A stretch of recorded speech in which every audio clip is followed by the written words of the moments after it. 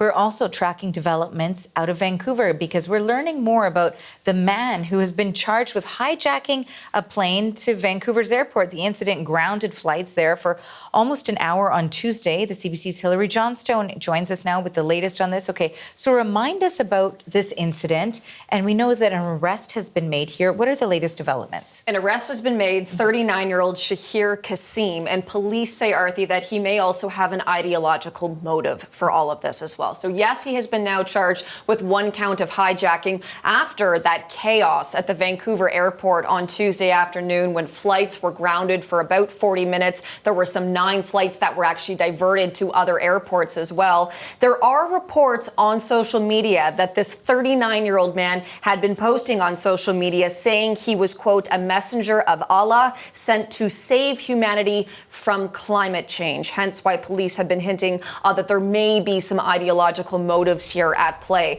You're looking at some video right now showing that small Cessna 172 being towed away. This was after that plane landed, and that 39-year-old, was taken into custody. Now, we do know that that plane, according to police, they allege that it was hijacked from the Victoria airport, from the Victoria Flying Club. That is according to the airport in Victoria, that's where that plane came from. CBC News has also spoken with the president of that flight school, who says that, yes, that was one of their airplanes. Obviously very distressing for the individuals involved. Under the criminal code, you can be charged with hijacking for a number of things, but including if it's alleged that you caused an aircraft to deviate from its flight plan by using force or threats. And police did say in a release last night that a flight instructor at that school in Victoria had been threatened before they alleged that plane was hijacked. So what we have heard from some aviation experts is that this could have been serious. You have a plane that leaves from Victoria, goes to Vancouver,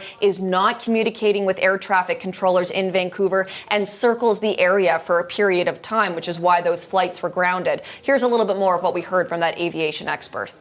This person basically was buzzing the airport, and as far as I'm concerned, that situation of a conflict between a private aircraft and commercial airspace is a recipe for disaster, and that was well recognized by our friends at Vancouver ATC and Vancouver Airport.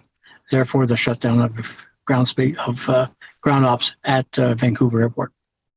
We also know from police that this individual, the 39-year-old, was the only person in the aircraft. It did eventually land safely, and like we say, that man was arrested. He's next expected to appear in court on Tuesday, but he will remain in custody, Arthi. The judge here has ordered that there be an evaluation done.